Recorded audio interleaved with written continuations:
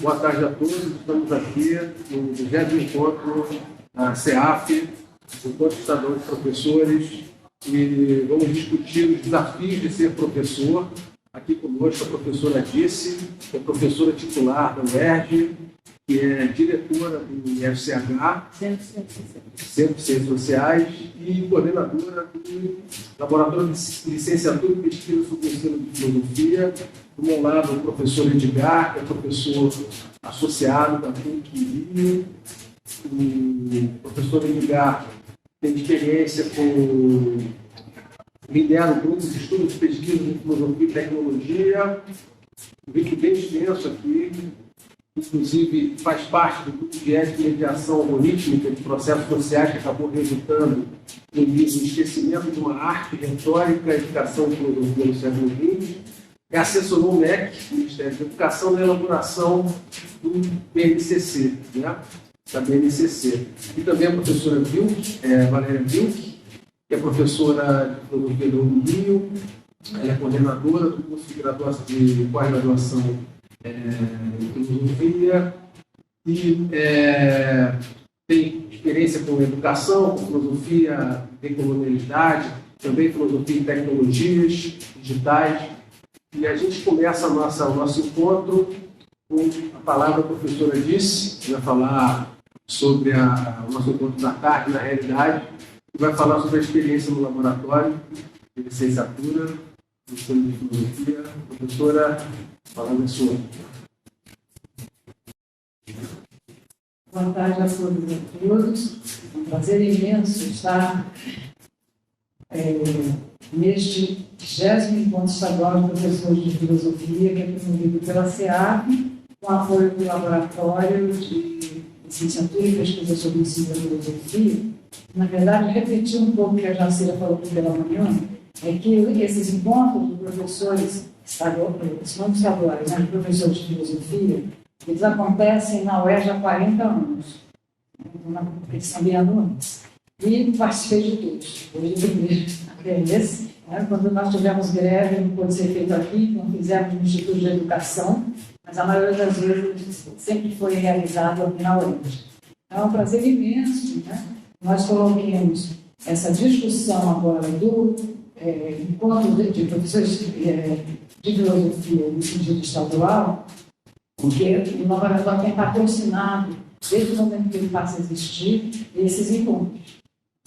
O Laboratório de Licenciatura e Pesquisa sobre o Ensino de Filosofia, LLPFIO, ele, na verdade, começa a acontecer na UERJ em 2004, exatamente naquele momento em que a gente começa a discutir a questão da filosofia no ensino médio, e que ainda não é obrigatório totalmente a filosofia como disciplina, que só vai começar a acontecer em 2008, mas, na verdade, a gente já tem vários bolsões de ensino de filosofia no ensino médio, inclusive professores que hoje não estão mais aqui conosco, um deles que eu tenho que sempre ressaltar, que foi um dos nossos grandes presidentes da CEAF, o professor Wilson Antônio Pereira, que, na verdade, no momento que a filosofia começa a aparecer no ensino médio, o que ele faz? Ele faz curso de especialização de filosofia para os professores de ensino médio que estavam deslocados de suas funções na filosofia.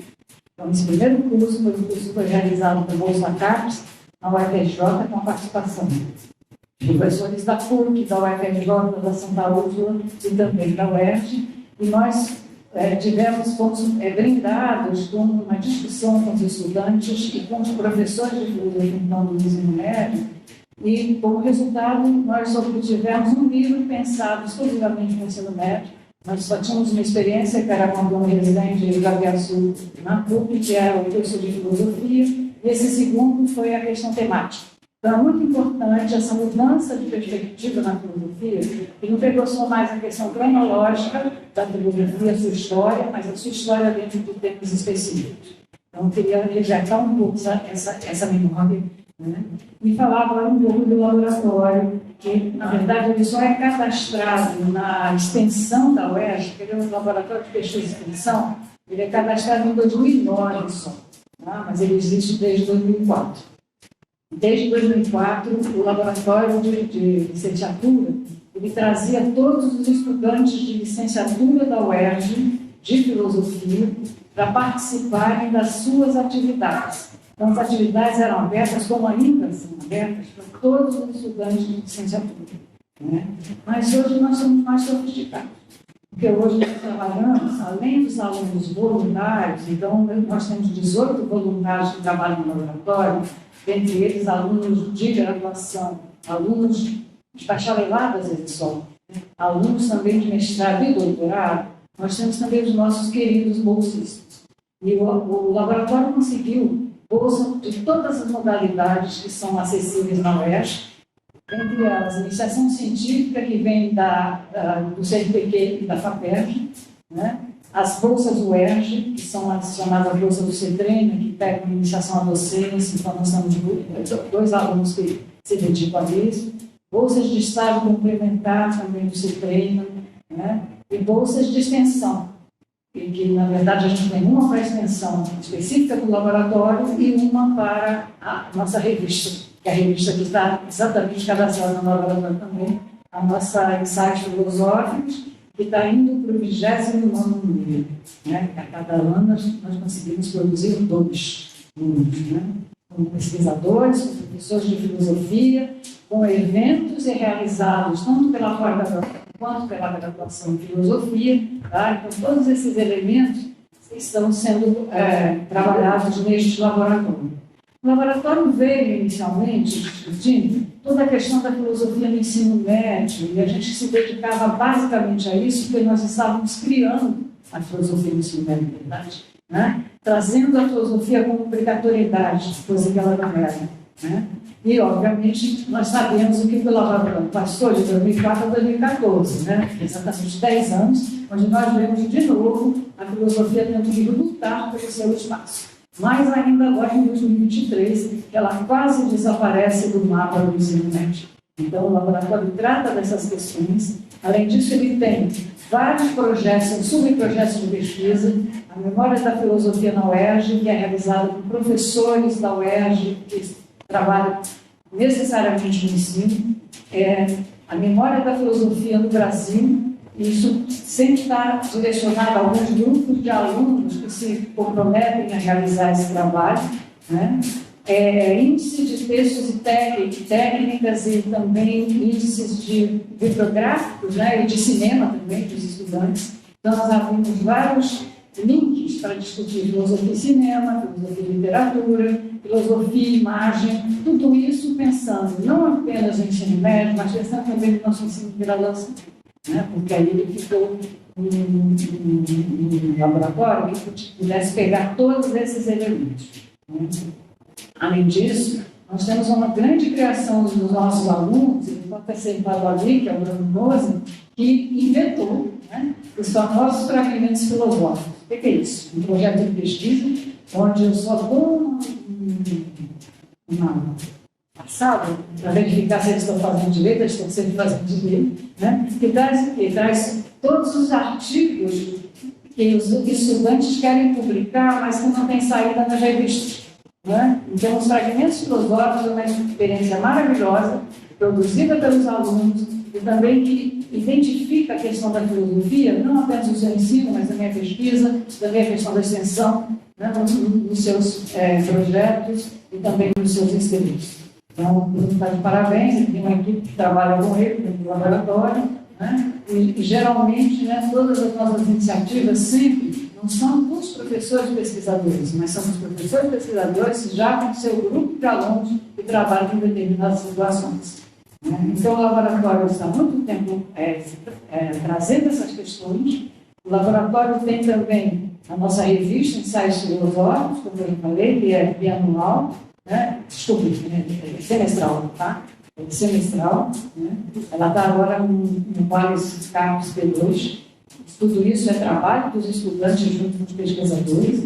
Além disso, tem também áreas de pesquisa específicas que são interessantes para a filosofia a partir dos pesquisadores. Então, tem uma área que é sobre Nietzsche, uma área sobre filosofia francesa, na filosofia alemã tem Nietzsche, mas tem alguns outros também. Né? Então, todos os professores podem sempre participar ali com os seus estudantes. Na verdade, a questão do ensino médio, ela é sempre trabalhada como subjacente às discussões que interessam aos alunos a partir das suas pesquisas na graduação. Né? E também os da pós, que colaboram muito conosco, né? Com os seus trabalhos, com as publicações de revistas e também com os seus projetos, são projetos que já vieram da iniciação científica. Aqui, por exemplo, eu tenho estudantes que vêm desde o PRO-Iniciar, que é o programa de cotas, né? Que começa lá quando ele entra na universidade, e ele vai prosseguindo na sua carreira, e hoje é doutor e é professor da UERJ. Então, a gente tem esse tipo de formação. Além disso, temos ótimos pesquisadores que são também professores de ensino médio, né? E que, obviamente, hoje de manhã a gente teve o depoimento do Diego, um dos primeiros estudantes do Perfil, aliás, até hoje o Lobo, né? Ele fez, tá? Então tem sempre a participação deles. A professora Jacira, que é doutoranda em filosofia, mas está aqui desde a graduação também, sempre foi participante do laboratório. O Renato, que é professor de filosofia e agora é mestrando, né, em filosofia para defender sua dissertação e agora resolveu ir para a física. Né? E temos também o Gabriel, que está presente aqui, que nos ajuda cotidianamente, né, nas questões da filosofia, de como construir elementos para a discussão. Né? Tudo é sempre trazido dos estudantes para os professores e não ao contrário. O que a gente faz, na verdade, é um trabalho de supervisão. Nesse sentido, nós temos as publicações, temos sempre novas áreas que eles colocam como necessárias, e, obviamente, a nossa discussão de ensino médio, onde a gente joga esses alunos, e agora não está presente o Bruno aqui, né, mas o Bruno Tavares é um dos alunos que participa desde alunos de graduação da Ancofinha de ensino médio lá da Ancof, desde que ela foi colocada, tá? E apresenta seus trabalhos, todo mundo aqui tem um trabalho a apresentar. Então, era isso que eu queria trazer um pouco do laboratório, do seu trabalho e a sua dificuldade, sem dúvida. Né? É uma dificuldade, muitas vezes, de pensar como é que eu posso reter os alunos de licenciatura na UERJ. Esse ano, depois da pandemia, eu fiz uma conta, nós tivemos 70 abandonos, educação, tá? 70 abandonos no universo de 540 estudantes. É o número todo. A gente tem uma entrada de 100 alunos por ano. Né? Por que isso acontece? Então, há um estudo nosso com relação ao problema da evasão. Como poder fazer com que isso não seja aumentado no Brasil? Né? Quais são as questões necessárias e o que nós podemos oferecer para que os estudantes de licenciatura permaneçam aqui na UERJ até o final do curso? Tem várias questões aí, né? Tem questões, inclusive, de, às vezes, um entendimento não muito fácil com relação ao colégio de aplicação, né? E com relação às disciplinas que são ofertadas, e também um problema com relação a algo que a gente conseguiu trazer para dentro do curso de filosofia, que era só destinado à área de educação. Então, na verdade, a gente tem 3 vertentes. A área de educação, que contém um X de disciplinas. Eu sempre disse para os nossos alunos que, quando a gente fez os últimos concursos, a aprovação foi de 80% a 90%. E eles reclamavam das aulas de educação. Está vendo? Se a gente tivesse feito, eles estavam reprovados. A nossa brincadeira interna. Né? E é verdade, hoje eles reconhecem isso. Além disso, a gente tem o CAP-UERJ, que oferece estágios e outras disciplinas necessárias para a formação do estudante da licenciatura em filosofia. E temos a própria graduação em filosofia, que era muito reticente a oferecer disciplinas básicas e disciplinas fundamentais para o curso de licenciatura, e hoje nós temos. Então, nós temos 2 estágios e 2 laboratórios de prática de ensino de filosofia obrigatórios dentro do curso, além das disciplinas que colocam técnicas, metodologias de ensino, de texto, etc. Então, na verdade, nós temos um currículo muito completo, né? E temos uma tristeza imensa quando o aluno chega, há pouco tempo estão chegando, o que eu vou fazer uma filosofia agora? Então, a nossa discussão foi levada então pelo Diego de manhã e também pelo Marcelo. Obrigada, a gente não do lado do tempo, porque muita gente vai falar coisa boa.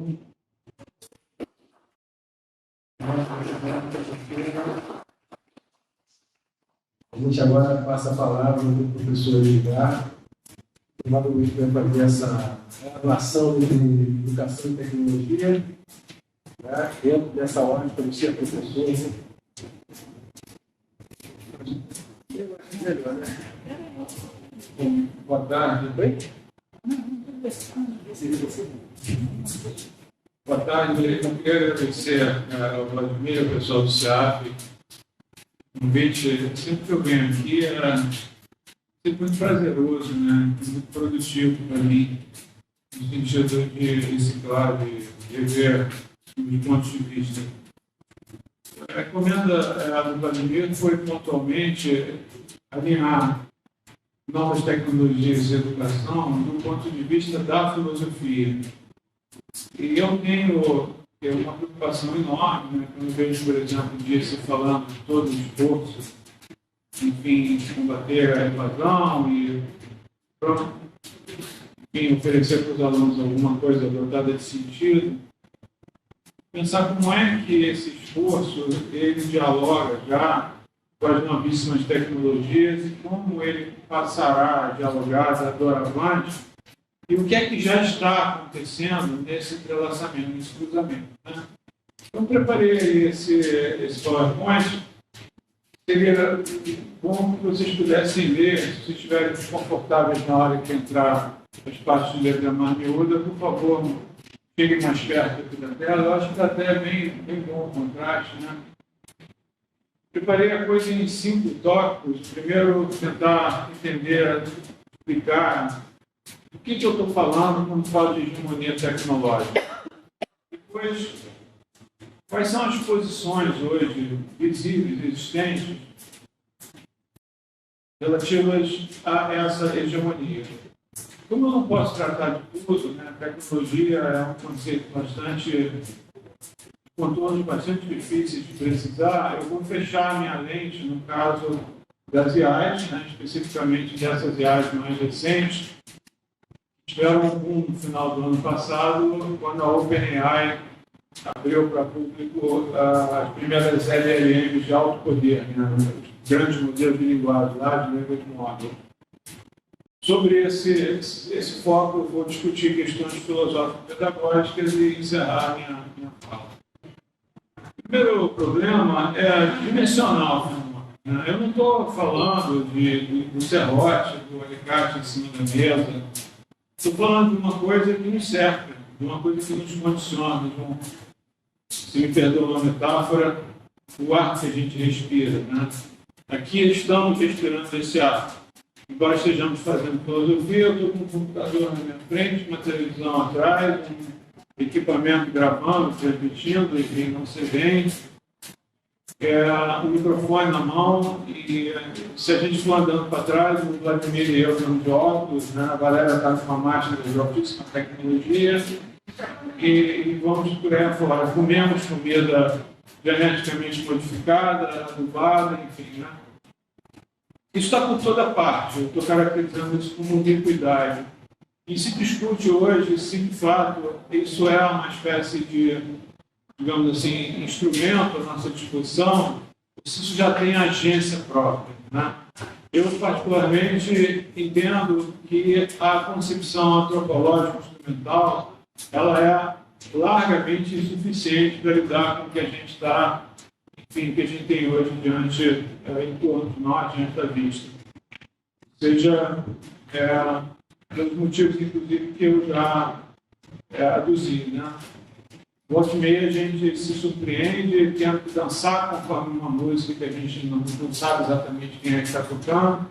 Embora nós ainda relutemos, né? Resta saber por quanto tempo em aceitar que máquinas tomam decisões, né? Isso inclusive já está na ordem dos dias, autônomos, lethal weapons, né? As armas letais, que decidem se o cara é terrorista ou se está internando um parente, né? E em que medida isso se descola do sujeito que programou, que deu à máquina essa possibilidade. Então, e sem contar com a questão da máquina específica que toma a decisão, a Bolsa Nasdaq que influencia a nossa vida, e é um jogo de uma ciranda na qual nós nos vemos envolvidos, obrigados a comprar novas máquinas, fazer nossos crediários e Bitcoin, é um verdadeiro redemoinho aí. enfim, e isso acaba nos puxando para dentro de uma tal maneira que hoje a gente já fala de um apagamento. Antigamente, há 5 anos atrás, era muito mais difícil falar, mas todo mundo que pega Uber, todo mundo que anda nessas bicicletinhas de banco, né? Enfim, todo mundo que tem um GPS no seu carro, como é o meu caso, mesmo quando eu sei o caminho, eu ligo, porque eu quero saber se o trânsito está melhor por aqui, por ali, né? A gente acaba, estamos do lado de lá da tela e do lado de cá da tela. Esse de lado de lá e lado de cá é cada vez menos. A gente bota um óculos de realidade visual, um ingresso, coisas do gênero, né? Tudo isso confluindo para um funcionamento geral de hábitos que eu vou me esforçar aqui por, enfim, trazer à vista e trabalhar em cima disso, perguntando para vocês qual é a responsabilidade da filosofia e do ensino de filosofia face a esse estado de coisas, né? Não é uma questão de demonizar ou de idolatrar, é uma questão de reconhecer que isso é o nosso destino, né? E esse é o que está aí, o que a gente tem que enfrentar, encontrar maneiras de lidar com. O fato é que esse condicionamento, eu não diria que é um determinismo em sentido forte, mas ele é extremamente pervasivo, a ponto de, mesmo quando a gente quer criticar as tecnologias, né, a gente está se servindo de tecnologia exatamente como estamos fazendo agora. Né? Quando eu escrevo meus textos, eu estou me servindo de base de dados, eu estou me servindo de motores de busca, eu estou me servindo de editores de texto, né? Eu estou me servindo de comunicação online com os meus pares. Então, assim, não tem um fora desse negócio, né? Nós estamos dentro desse negócio. A coisa é extremamente complexa, mas por mais que nós podemos reinventar a nossa convivência com esse dispositivo todo, né? E eu não tenho fora olímpico, né? Mesmo se eu quiser morar, sei lá, na Chapada dos Veadeiros, num cantinho lá, os satélites do Elon Musk não estarão passando por cima de mim, né? O aquecimento global estará operando e os indígenas Yanomamis estarão sendo violentados e eu posso sair e me perguntar como é que eu lido com a minha consciência culpada, encontrando para mim um pequeno nicho onde não haja nenhum comprimento de onda atravessando a minha respiração, meu cérebro, etc. Né? Mas para onde quer que a gente olhe, é isso aí, basta varrer. Antigamente a gente olhava para as bancas de jornais, agora a televisão, a internet, etc. Né?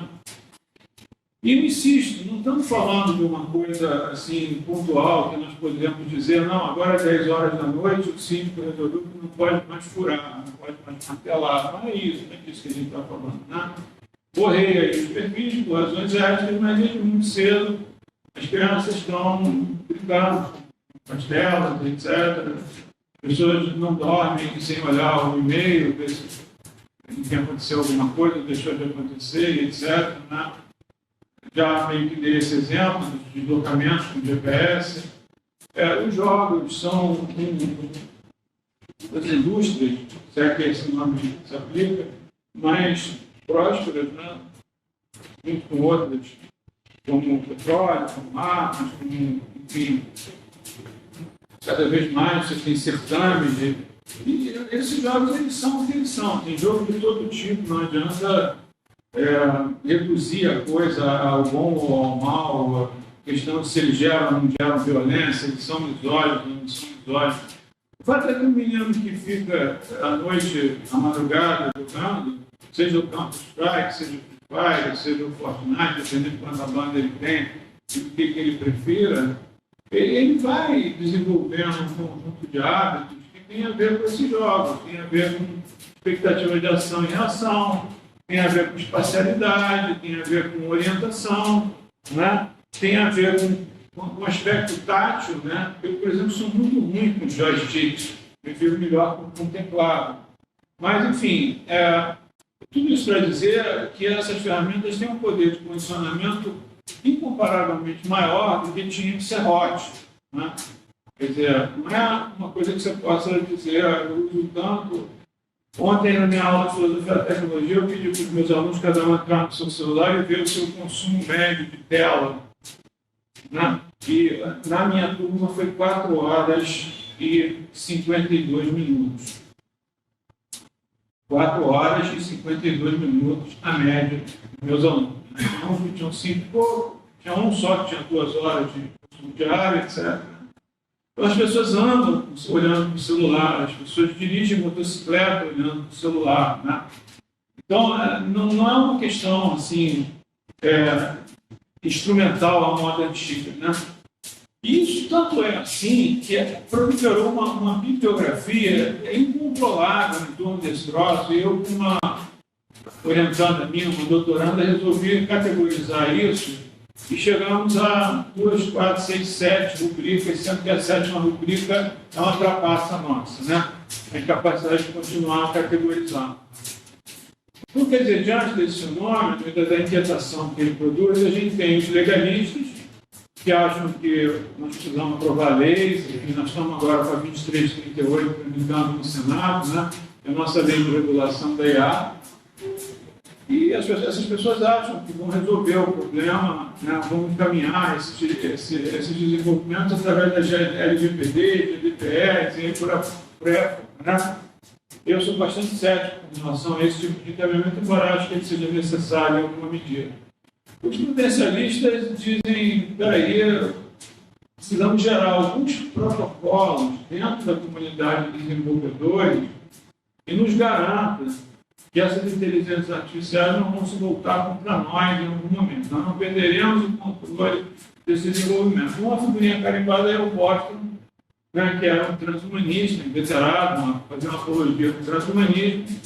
O transhumanismo prometeria uma sociedade menos misógina, menos especista, menos racista, como a dona Haraway, por exemplo, né? E ele hoje se tornou um prudencialista, como quem diz, vamos devagar com a dor que o santo é de barro, né? E juntos aí tem os tecnicistas que acham que o único antídoto, a única maneira de controlar a tecnologia é com mais tecnologia. Então, é uma espécie de contra-tecnologia que ajudasse a regular a tecnologia. Os aceleracionistas acham que não tem jeito, nós temos já aqui o ponto de ruptura, e a partir do ponto de ruptura, construir uma sociedade mais justa, mais fraterna, mais segura. E aí você tem os aceleracionistas de esquerda e os de direita, né? Os de direita imaginando que isso vai levar a uma concentração de poder nunca antes vista, e a turma da esquerda uma sociedade no sentido, enfim, da abolição da propriedade, coisas do gênero. Os adeptos de crescimento, você bota toda a turma da sustentabilidade aí, o pessoal que acha que nós já temos elementos suficientes para começar a investir em tecnologias verdes e energias limpas e coisas do gênero, e que isso pode ser uma coisa gradativa, não haveria nenhuma ruptura necessária. Catastrofistas, tem catastrofistas de tudo quanto é tipo. Eu posso deixar para vocês essa bibliografiazinha básica que eu estabeleci, obviamente será totalmente explodido, os nomes são meramente exemplares, né? Então, ali, por exemplo, os catastrofistas, eu coloquei a minha colega de departamento, Débora Danoschi, com o marido Eduardo Pinheiro Picard, né? Escreveram um livro que está agora traduzido para várias línguas, chamado Há Mundo por Vir, né? Uma pergunta. São catastrofistas no melhor sentido da palavra, porque acham que o turning point já ficou para trás e que tudo que nós temos que fazer agora é cuidar para que o céu não caia muito rápido, né? Enfim, mitigar o que já está posto, né? Porque não tem mais jeito de conter as contrações de Gaia, né? Vamos dizer assim, né? E os perspectivas mais gerais eu poderia sair recortando novamente, aí tem de tudo. Enfim, não vou perder tempo com isso, porque eu queria caminhar na direção de o que a gente pode fazer filosoficamente, através do ensino da filosofia, mas eu acho que esse tipo de categorização que eu fiz mostra o tamanho do problema, e mais do que isso, né, o quanto esse problema está distante do que nós estamos fazendo e discutindo hoje na filosofia. Aqui estamos. Essa questão dos LLMs, ela é novíssima, tudo é baseado numa tecnologia chamada Transformer, e é bastante difícil assim, de explicar, e eu mesmo não consigo explicar para mim mesmo, e nem os meus colegas do departamento de informática, que eu tenho trabalhado hoje em dia, têm absoluta clareza de como isso funciona. Então, fiz um texto meu, depois uma carona no atual diretor do CNRS, que é o Alexandre Geffen, escreveu um livro chamado Viva avec le Chat GPT, né? Viver com o Chat GPT, e ele faz uma explicação bastante didática, da qual eu vou me servir para a gente simplesmente colocar o bloco na rua e discutir o que isso leva para dentro da sala de aula, qual é o tipo de influência que isso tem na nossa pesquisa e na nossa possibilidade de fazer política atualmente, né? Então, eu leio aí, os LLMs, dentro dos quadros do chat GPT, o exemplo mais conhecido, ganharam ilustrado por eminência no final do ano passado, na OpenAI, incorporando ao seu projeto de aprendizagem supervisionada por feedback humano, abriu sua página ao público e bateu todos os recordes de cadastros e acessos. Vocês devem ter ouvido falar disso através da imprensa. Alguns de vocês devem, por curiosidade, ter ido olhar lá, usar o chat GPT para saber do que se trata. Tem desde então um grande espanto com a qualidade das respostas obtidas para perguntas muito diversas sobre literatura, matemática, física, engenharia, programação, política, e eu posso sair virando tudo que vocês quiserem, né?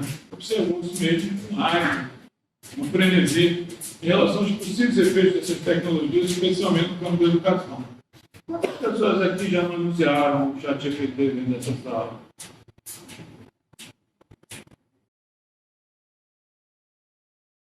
Eu fiquei tentado em fazer uma pequena experiência, mas eu fiz os prints dela só para vocês terem uma noção do que se trata, né? A partir do sucesso dessa ferramenta, se é que é uma ferramenta em provas e exames tradicionais, começaram a pipocar perguntas do tipo: e agora? Como é que ficam as avaliações? O que acontece com as aulas, com os professores e com a universidade? Num plano mais geral, com a produção de conhecimento. As inquietações se estendem além do âmbito educacional, relacionadas com o mercado de trabalho, o futuro da política, da medicina, da prática jurídica, por aí afora.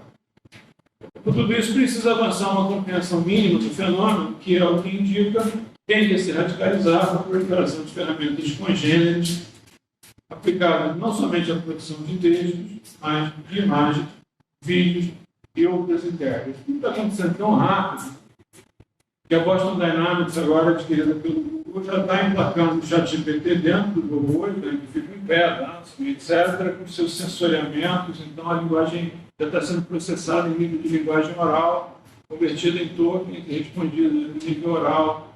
Enfim, então a coisa vai, de fato, muito rápido. Pode parecer que isso diz respeito à PUC ou alguma universidade estrangeira, mas não é mais. Eu tenho um projeto hoje na Rocinha, estava falando com o Diego sobre ele, projeto financiado pela FAPERJ, para levar os alunos de volta para a sala de aula. A primeira providência que a gente tomou foi saber quais eram os hábitos desses alunos, como é que eles se divertem, como é que eles se informam, se eles usam o cyberespaço para estudar, etc. E descobri aluno, morador da Macega, né, que é um bairro pobre, assim, é um complexo, né, comprando Bitcoin em sala de aula, apostando na Bet Nacional. Né? Tem piloto de drone. Digamos assim, a maneira como esses hábitos eles se disseminam entre eles é muito curiosa. Eu vou dar só mais um exemplo. Nós criamos uma sala que não é tão equipada quanto essa, mas é bastante bem equipada com os padrões do colégio. E a primeira coisa que eu cuidei foi botar uma internet de alta potência lá. Uma internet que conseguisse manter 20 tablets rodando vídeos pesados no YouTube ao mesmo tempo. Foi esse o teste que eu fiz com o provedor, né? Então é muito curioso eu chegar lá no horário de intervalo e ver assim 18, 19 meninos encostados na mesma parede. Porque, obviamente, por mais que a gente mude a senha, ela sempre... Enfim. Bom, isso aí é o que a gente enxerga, né, quando entra no GPT e diz create safe AGI, né? Vai beneficiar toda a humanidade por própria controvérsia. O interessante é a AGI, inteligência artificial geral. Então, a gente tinha inteligência artificial que ganhava do Kasparov no xadrez, do AlphaGo, do Licedol, etc. Mas falando agora de uma inteligência artificial que faz qualquer coisa, né? Você pode pedir a ele para fazer um programa de curso para você, não, para resolver um problema de matemática, é exatamente geral. Né? Então tem toda uma discussão em que medida esse estado, né, de generalidade já foi atingido ou ainda não. Né? O fato é que a coisa não para. E estou falando, né, do RLFH abertura, né, para consulta do público gratuita em dezembro do ano passado, e já temos essa explosão aí. 120 mind-blowing, enfim. Se eu fizesse uma pesquisa hoje, isso já tem uns 3 meses que eu peguei, eu já teria muito mais do que isso. Se vocês derem uma olhada nessa margarida, nessa mandala, vocês vão perceber que tem todas as ferramentas, inclusive devem ter tomado conhecimento do pessoal do Menino de Santo Agostinho, né? Que pegaram as fotografias das colegas e botaram corpos produzidos por inteligência artificial, caso de polícia, aquela coisa toda tremendamente constrangedora para todos os envolvidos, né? E eu me lembro que logo em cima do laço eu fui chamado para conversar e dizer, não, eles foram na Dark Web. Que Dark Web, cara? Essas ferramentas são gratuitas, você roda ela no celular. O Midjourney é gratuito, eu faço. Aí eu fiz para eles verem, né? Em 15 minutos peguei o meu rosto, fiz uma versão gay minha, depois botei uma Breaking Bad, né? Aquele Alan White, careca e tal, para eles verem que, quer dizer, que isso está tudo aí, né? Quer dizer, se eu quiser brincar de novo, esses serrotes estão todos em cima da mesa. Né? E a questão não é apenas impedir que os meninos atrapalhem a sala de aula, me mexendo no celular, a questão é educá-los para lidar com isso. Né? Não adianta nada proibir o celular dentro de sala de aula, proibir de jogar o game de noite, o mundo continua rodando, a velocidade está rodando. Né? Bom, isso tem uma história, eu vou abreviar, ela começa ali na década de 50, com o teste de Turing. Primeira vez o AI, né, aparece ali em 55, com uma caixa, e depois o primeiro modelo de rede neural, né, que é o aparente próximo desses LLM, roda em 57. O que aconteceu de lá para cá, segundo meus colegas na informática, é força bruta computacional. É claro que tem algumas descobertas, algumas inovações no nível de software, né, no nível do desenvolvimento da rede neural, da administração da rede neural. Mas força bruta computacional com toda a energia que isso consome, né? Para poder treinar um modelo desse, você tem que ter uma cidade grande, iluminada durante tantos dias. Né? Bom, aí o GFEM, né? Mas desde os anos 2010, os rudimentos que chamamos hoje de grandes modelos de linguagem, que o mundo mais famoso é o ChatGPT, estava em curso com base numa ideia simples, mas genial. A semântica distribucional. Quer dizer, tem um curto-circuito entre a linguística e a computação e a estatística. Né? Trata-se de um conceito fundamental datado dos anos 1960 de todas as inteligências artificiais que vai da escrita. O sentido das palavras pode ser reduzido por estatísticas complexas das palavras que acertam. Entre os universos das ideias e dos números existe uma ponte, a das probabilidades. Construindo o espaço de significação de uma palavra e a geometria das suas relações com as outras palavras do mesmo texto ou do mesmo universo semântico, é possível criar um equivalente estatístico da relação entre duas palavras, duas frases, dois números, parará.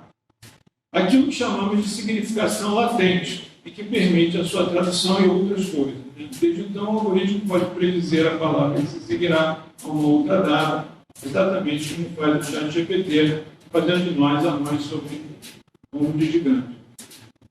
Todos vocês já foram corrigidos, né, pelo aplicativo quando estavam digitando alguma coisa ou tiveram a próxima palavra sugerida. Isso é uma cadeia de Markov linear simples. Né? O problema é que esse traço explode num cálculo vetorial multidimensional comparado com força bruta de computação. Né? Então, você trabalha com miríades, né, quantidades sublimes de dados e começa a estabelecer relações estatísticas entre tokens. Né? E é inacreditável o resultado que isso dá. Né? Você faz perguntas complexas, como eu vou mostrar aí agora, e a gente dá respostas estarrecedoras, do ponto de vista, enfim, da sua coerência, da sua plausibilidade. Né? Bom, o que aconteceu a partir daí, né? Com os professores, com as escolas? Eu identifico 3 posturas. Primeiro, a incorporação, entre aspas, inteligente dessas novas tecnologias. E aí você tem os proselitistas, que acham que isso vai salvar o mundo, vai revolucionar a educação, etc. E tem a turma sóbria, né? Os prudencialistas e tal. Né? Tem a turma que está aterrorizada, com os efeitos nocivos, por exemplo, a busca de alternativa para evitar plágio, preguiça intelectual, enfim, a decadência enfim, da pesquisa, etc. E, por último, a corrente na qual eu me filio, imagino que seja simpática a vocês todos, eu sei que não, alguns de vocês, mas, enfim, é enxergar isso como uma oportunidade da gente reabrir questões, né? Porque vamos combinar que a nossa educação, sobretudo a educação brasileira, sobretudo a educação pública, nunca foi uma educação plenamente atravessada por sentido, apesar dos esforços de alguns de nós, né? Me lembro quando eu tinha o meu PIBID no Visconde de Caiuru, lá no Meia, quando houve a ocupação, né? Eu entrevistei muitos alunos e eles diziam: tio, não tem sentido, não faz não para de pé isso agora. Eu disse: por que você quer filosofia? Porque na aula de filosofia é todo mundo no lugar onde eu posso perguntar, onde eu posso reclamar, né? Onde eu posso criticar. Né? Então, talvez, dado que a elite, né, que todo o staff, né, está mobilizado agora em torno disso, talvez a gente tenha uma bela oportunidade para reabrir discussões que estavam adormecidas. Né? Vocês olham na rede, vem esses troços aí. E isso é sério, isso é muito sério. Né? A gente tem PNR no ano que vem, e eu sei que tem bilhões sendo injetados nessa discussão. Fundações, bancos e etc. Não nomearei aqui, porque não tenho certeza absoluta do que está sendo feito por quem. Mas o fato é que isso virou uma espécie de corrida do ouro, né? Seja um professor do futuro, melhor uso do nosso chat GPT para professores, 3.500 comandos secretos, olha só que legal. Se não bastasse só 3.500, 3.500 comandos secretos, né? E aí tem também mapa para a produção de artigo científico. E o que é isso? Você pergunta para ele, aí sou eu ali, né? Caro GPT, você poderia listar 10 das suas utilidades pedagógicas e não está jogado aqui. Não vou perder tempo com isso, mas tem aí assistência na redação de trabalhos acadêmicos, tutoria personalizada, aprendizado personalizado, simulação de cenários científicos, isso vai por aí fora. Ele próprio está dizendo que ele pode ajudar nisso, né? O texto é bastante bom, esse texto aí. Só que ele sempre te dá esse disclaimer no final. Lembrando que, embora o chat GPT possa ser uma ferramenta útil no processo de aprendizagem, ele não substitui a orientação e o ensino dos professores qualificados. Quer dizer, nós. É importante utilizá-lo como uma ferramenta de apoio, complementando a instrumentação tradicional. Eu insisto, é uma ferramenta mesmo. Nós estamos livres para contratar ou não contratar, implementar ou não implementar. Ao mesmo tempo que ele me dá essas respostas fabulosas, quando ele tem base de dados, ele faz essas coisas aí quando ele não tem, né? Então, vou só mostrar para vocês, anedoticamente, eu perguntei para ele: quem é o Edgar Dias? Perguntei em inglês, porque ele não tem desculpa, né? Porque ele poderia ter achado que em português não tinha dado e tal. Aí ele responde, né? Desculpa, eu não posso encontrar nenhuma pessoa notável ou pública que tem o nome de Edgar Dias na minha pesquisa. É possível que ele seja um indivíduo privado ou uma figura relativamente desconhecida. E me pede, né? Você pode me fornecer algum contexto adicional, uma informação sobre Edgar Dias, quem que Edgar Dias possa ser? E eu respondo para ele: ele ensina filosofia na PUC. Aí ele repete o que eu disse, porque é assim que ele funciona, né? Ele pega os meus tokens, se associa com outros que ele tem e diz: muito obrigado por me dar informação adicional sobre Edgar Dias. Ele é um professor de filosofia da PUC do Rio de Janeiro. E aí explicita: Pontifical Catholic University of Rio de Janeiro, né? Aí ele acrescenta a informação, quer dizer, a estocástica, né? Ele diz: ele se especializou em filosofia continental e escreveu sobre tópicos sobre como a filosofia de Deleuze e a filosofia do cinema. Mentira! Eu nunca escrevi nada sobre Deleuze e filosofia do cinema. Mentira, mentira. Ele também publicou e ele continua inventando. Aí é o que o pessoal chama de alucinação. Tem vários textos sobre as alucinações, né? Ele publicou vários livros, incluindo Gilles Deleuze and the Powers of Art, né? E Deleuze and Cinema, Aesthetics, Philosophy and Film Theory. Eu só vi muito. Você falando pra gente. Eu digo para ele, né? Eu digo: meu caro, você deve estar confundindo Edgar Dias com um outro acadêmico, né? Ele, Edgar Lira, tem o seu foco na filosofia da tecnologia, retórica e treinamento de professores. Aí vejam que sem vergonha, né? Ele repete tudo que eu disse e acrescenta alguns tokens, né? Então diz assim, eu me desculpo pela confusão, mas ele faz por default, né? Parece, né, que deve haver mais de um acadêmico com o nome de Edgar Lira, sem vergonha. A situação, né? Aí ele diz, né? Aí ele repete tudo que eu disse, o Edgar Costa está se referindo, é muito provavelmente um professor de filosofia da tecnologia, retórica e formador de professores na PUC-Rio. Ele escreveu sobre tópicos tais como o uso da tecnologia na educação, e começa a combinar as coisas, né? A ética da inteligência artificial e o uso da retórica na educação. É um safadão, né, cara? É uma coisa assim, impressionante. Ele também trabalhou com formação de professores, desenvolveu tecnologias pedagógicas inovativas, aí ele já está puxando meu saco para poder fechar um negócio, né? Aí eu agradeço, ele diz que eu sou bem-vindo, que eu posso pedir. Eu tenho insistido muito com os meus colegas, né, que façam esses testes. Testem os limites, tentem entender heuristicamente, não precisa saber programação, né? Quer dizer, basta fazer eliminação de hipóteses, isso que a gente faz mesmo como pesquisador. Tá?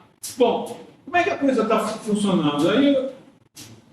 Isso aí a Unesco soltou aí esse ano, fiquei completamente de queixo caído de ver que países que não têm tradição na área, né, como o Catar, como os Emirados Árabes, como o Kuwait, já tem embutido no seu currículo de educação básica o tratamento dessas questões. Tem um colega que acabou de voltar agora de Doha, impressionado lá com a parceria entre a LSE de Londres e a Georgetown em Doha, para poder fazer esse movimento.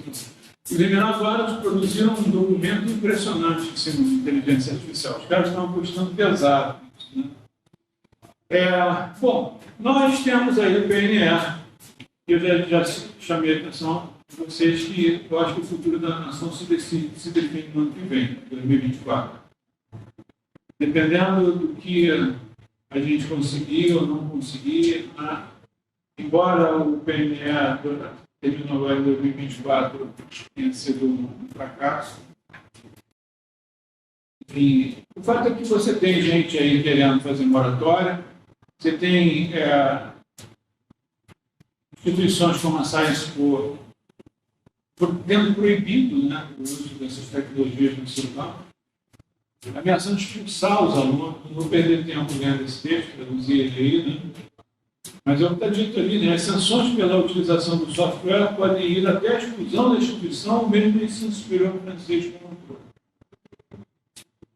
E aí minha pergunta, já me caminhando para o final, é essa daí, mas é de fato uma questão de combater plágio, isso, desonestidade intelectual.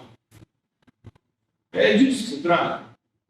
Porque às vezes eu acho que as pessoas estão preocupadas com o celular vai atrapalhar a aula, que o menino vai usar o GPT para colar. E isso é para mim um tipo de desespero, porque eu acho que estão vendo um pedacinho de um negócio que é muito maior, né? Nós não deveríamos estar priorizando nas universidades essa discussão. Se essa discussão não acontecer na universidade, vai acontecer aonde? E por que ela não está acontecendo, né? Discussão sobre tudo, e aí eu acho que entra a filosofia para terminar a minha exposição, né? As alterações são epistemológicas, são discursivas, são ético-políticas. Não tem mais. Nós vamos experimentar surpresa em cima de surpresa se nós não colocarmos em questão as modificações do processo de objetivação. Eu não estou dizendo que seja para pior, não. 1000 coisas acontecendo a rebote dessa transformação. Não é uma questão de demonizar, né? Tem coisa sendo produzida, pode deixar essa bibliografia com vocês, a gente vai fazer um evento grande na PUC agora em março, trazendo algumas pessoas selecionadas. Por exemplo, essa moça, Erin Glass, lá de Nordeste dos Estados Unidos, da região de Boston, tem um trabalho freiriano, né? Principalmente com Paulo Freire aqui de fora do Brasil, que chama The Software of the Oppressed, né? O software do oprimido. E ela está trabalhando o currículo invisível, né? Alguém falou de currículo invisível. O currículo invisível que está sendo promovido pelas novas tecnologias invisivelmente, digamos. Ela é uma professora de Writing Studies, que é uma prática muito comum nos Estados Unidos, e como é que o texto dos alunos mudou com a incorporação dessas novas tecnologias. Né? E muito mais coisas, se vocês quiserem depois ter curiosidade de expor o que cada um desses textos traz. Mas o fato é que nós só publicamos se o nosso quadro depende disso, o ranqueamento dos nossos programas depende disso, está tudo cada vez mais encaixotado em formulário, em bases quantitativas, etc. Né? Isso tem que ser colocado em questão, porque é aceitar demais a música. Não é um problema do menino que está chamando a menina de um nome feio na sala de um jogo. Não é esse o problema. Não é o aluno que está com a cara enfiada no celular dentro da sala de aula. Né? Esse problema tem solução. Minha reflexão final é essa daí. Né? Na sua luta por recursos para pesquisa e presença da educação básica, a filosofia não devia estar reivindicando protagonismo nessa discussão sobre a hegemonia tecnológica. Nós estamos pedindo. Nós nem botamos isso em cima da mesa, né? A gente quer que passe para 2 tempos, mas nós não conseguimos dizer por que nós somos importantes, né? Por que nós somos ou poderíamos ser um lugar natural dessa discussão. Né? Enfim, eu termino por aqui para a gente poder conversar, porque senão não sobra tempo para Valério e conversa. Obrigado, professor, pela excelente palestra. A gente passa agora a falar para a professora Valéria Wittke, que vai falar sobre violência institucional e ensino de filosofia.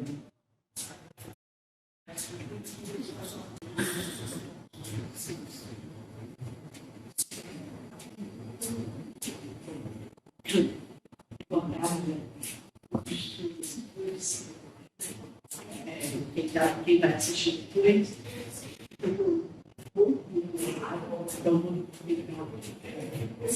falar assim, da melhor maneira que eu posso. E eu sabia logo de passar para a discussão porque a área é essa, né? Filosofia e tecnologia. O pós-doc foi justamente de desenvolver material para professores, professoras, e da área terceira, professores ou para estudantes, sobre o mundo digital. Eu trabalho desde o livro verde da Sociedade da Informação do Brasil, quer dizer, desde o final do governo americano, do século passado. Né? Então, mas assim, meu tema aqui hoje é uma outra coisa. Eu poderia trabalhar com a questão de gênero, que é a questão de violência institucional. Os desafios de ser professor hoje, ser professora hoje, desde quando eu voltei do pós-doc, daí eu voltei para a sala de aula na universidade, em 2022, segundo, eu me deparei com algumas questões que eu não até então não tinha me deparado também. Né? Com, especialmente estudantes, a fragilidade emocional, uma coisa impressionante, sobretudo as meninas. Né? E também, por causa da pandemia e tecnologias, com outro tipo de pesquisa, a gente trabalhou muito a questão do falecimento, da saúde mental, tecnologias em ensino médio. Não sei se vocês sabem, das pessoas que suicidam no Brasil são jovens entre 15 e 29 anos. Um menino LGBTQIA+, tem mais chance de um menino LGBTQIA+, se matar. Um menino LGBTQIA+, preto ou indígena, tem mais chances de se matar. Então, acho que hoje há 2 tipos de desafios, a meu ver, de ser professor. ser professor. Lidar com os vários tipos de violência que atravessam a sala de aula.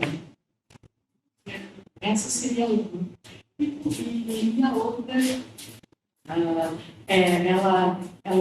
essa ela está ligada à carreira junto, né?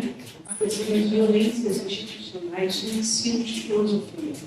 E a outra seria essa que já trabalhou. Existem esses dois grandes desafios que eu vejo hoje na sala de aula, ou aparecendo na sala de aula, aparecendo na escola, universidade, faculdade, graduação, pós-graduação e ensino básico. Né? Então, por causa disso, dessa percepção, e também por causa das discussões que a gente faz de filosofia de gênero no qual também participo, a gente tem se deparado muito com as questões da violência ou das violências institucionais. Né? Não sei se vocês viram, faz no dia 2, a rede de mulheres filósofas lançou um protocolo de enfrentamento, né, de algumas questões das violências institucionais. Né? Então, por causa dessa questão, né, dessas violências institucionais, que a gente tem trabalhado muito no GT, filosofia de gênero, né, porque acaba misturando tudo que é questão de desde bancas de concurso, assédios dos vários tipos, né? Na sala de aula da educação, mas isso também passa para a sala de aula da educação básica. Né? Então, por causa disso, eu fiz um questionário que eu apliquei nesse segundo semestre para professores e professores de filosofia. Não foi um questionário mais para tratar disso. Eu sabia que eu estava precisando para programar um outro questionário. Né? E ele foi para... e ele, basicamente, tinha uma parte que era para situar a pessoa que respondia. Eu praticamente fiz o teste com estudantes que são professores de educação básica dos próprios filmes, do próprio filme, dos vários próprios filmes, os coordenadores do próprio filme, mais um outro professor que fui encaminhando, para saber, eu ter depois a possibilidade de fazer um outro questionário para que eu possa ampliar. Né? Bom, então essa primeira parte era para a gente ver quem que é, onde que é, se é da educação básica, se é da educação básica, se é da rede pública, se é da rede privada, se é do Sul, se é do Nordeste, se é do região, se é de IES, de algum IES, quer dizer, de formas pública ou privada, né? Se é de algum IF, CEPET, então foi só para situar isso. Né? Porque nós, a meu ver, nesses últimos anos, nós temos ganhado uma percepção no campo da filosofia brasileira em relação a determinadas violências institucionais coletivas na filosofia, né?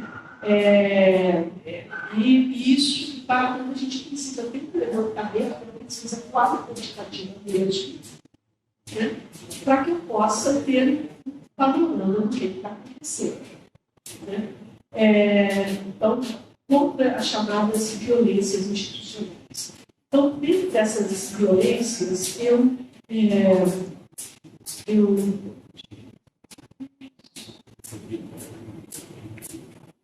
da ordem.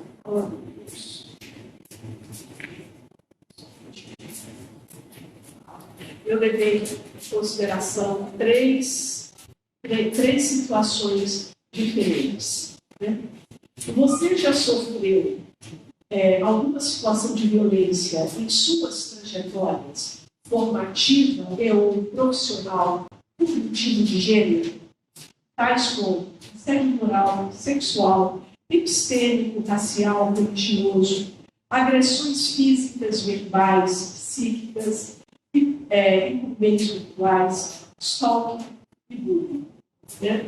E depois sempre era assim, de que tipo que foi a violência, se a pessoa podia falar um pouco sobre, explicar o que houve, né? Se foi amparada pela instituição, não era só a universidade, então tem a escola também, né, da rede privada e da rede pública, da educação básica. Houve uma providência institucional e comente, se possível.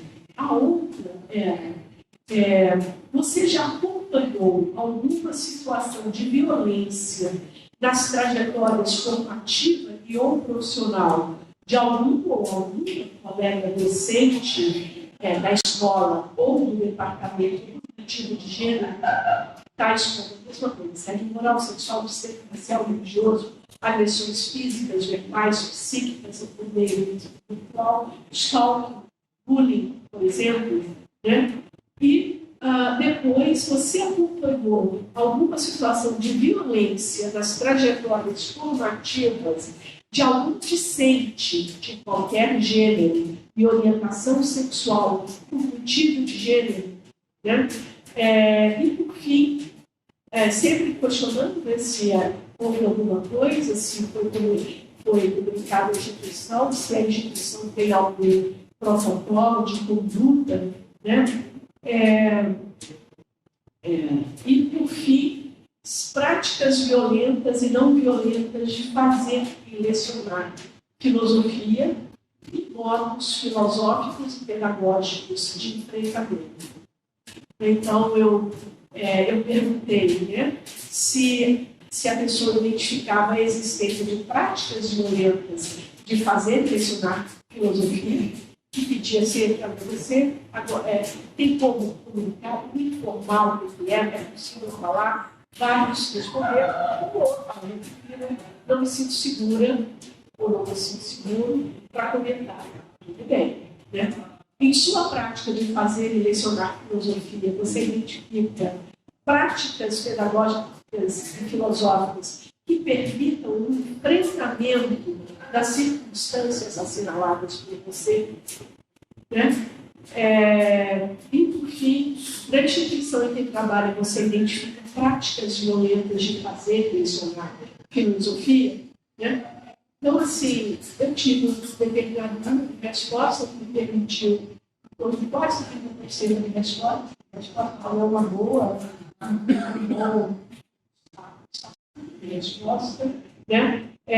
A maioria mulheres, professoras que responderam, né? É interessante que quando a gente pergunta se sofreu alguma violência institucional por questão de gênero na sua trajetória, praticamente 65% de mulheres que responderam e 30% de homens.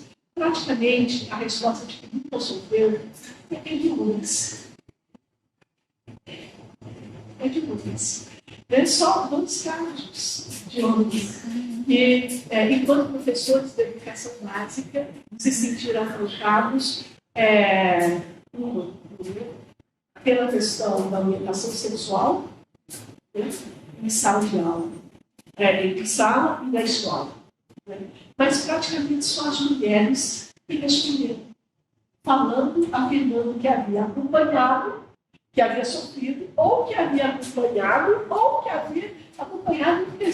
estudantes na escola. Ou seja, gente, que formação de cada um dos professores, aqueles que serão professores que não enxergam isso. Não enxergam.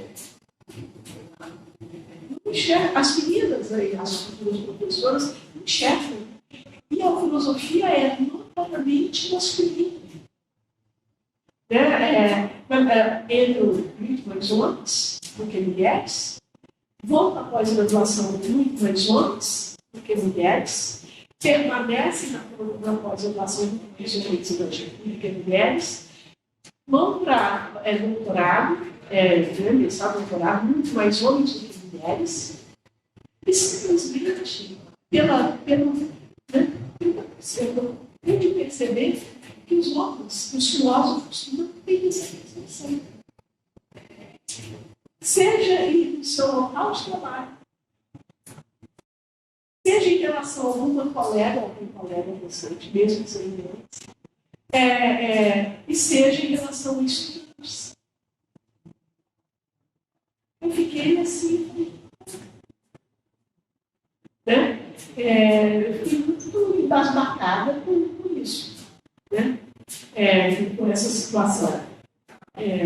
Basicamente, quando as pessoas não perceberem nenhuma violência institucional de gênero contra si, contra colegas e contra os pais.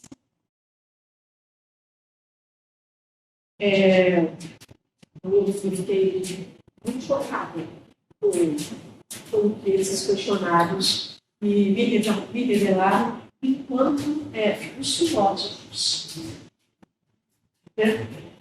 Agora, tem gente que nem percebe. Tem nenhuma violência. Tá, aí quando você vai em qualidade de vida, eu não sei quem, não sei de que lugar, eu posso no máximo saber que é do Nordeste, ou do Sudeste, ou do Sul, que é da universidade, ou da educação básica, não sei quem ele é. O objetivo é esse. Então, assim, eu fiquei realmente muito chocada com vários resultados. E, ao mesmo tempo, muito chocada também que boa parte das violências institucionais passam pelos vários tipos de assédio, né? Não apenas de professores, mas também de professoras em relação aos estudantes e em relação a colegas, né? A maior parte parece que de muito, mas assim, não é só homens, né? Então, tem muitas situações que são relevadas. E o orientadora falou isso para mim, que a minha tese estava envolvida, que só tem problema, que eu não seria aprovada, né? E foi aprovada, segundo a pessoa que respondeu,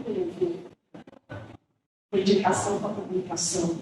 Então, não é só homens, tá? Mulheres também, professoras também. Agora, muito das professoras falam da dificuldade, por exemplo, eu imagino que seja aí na universidade, as disciplinas mais importantes geralmente são disciplinas para homens. Eu imagino que seja.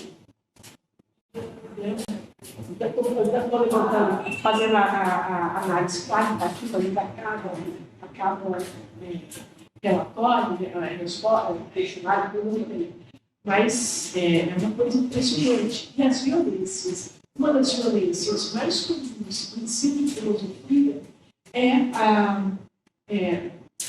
o tipo de abordagem apenas, a filosofia eurocentrada, não abrindo para outras possibilidades de discussão, né? Praticamente a inexistência de contatos das estudantes com filósofos, né, de diferentes também tradições, isso sempre é apontado, né? Então, e as formas de enfrentamento sempre falam, é coletivo, não é individual, é coletivo. Aí eu fico pensando, pode ser coletivo se os colegas não vão acompanhar os colegas, ninguém quer ser. Né? Então, o coletivo das professoras com algumas alunas, aí sempre vai ser visto, é mimimi de mulher. A gente tem falado isso, é mimimi de mulher. Nas saídas coletivas. Então, assim, eu espero meados, isso se tivesse terminado a análise quantitativa, podendo voltar a cada resposta, né, para mostrar esse resultado primeiro resultado. Quem sabe desenvolver mais ou Então, a partir do que me é dito, quem sabe se eu tiver apoio, eu tiver apoio, alguma coisa assim, vamos fazer por categorias, vamos fazer por escola, vamos fazer por tipo, né, educação básica. Eu não quis realmente dividir isso. Filósofo é filósofo, filósofo é filósofo, todo mundo teve a mesma formação. Então, eu só pedi que me dissesse onde que você está. Em que lugar você mora, né? Se você está na gestão ou não. Porque às vezes essas coisas não têm mais percepção da pessoa vai para a gestão. Aí é onde o problema pipoca, estoura. Né? Então seria isso, gente. Mas, muito obrigada.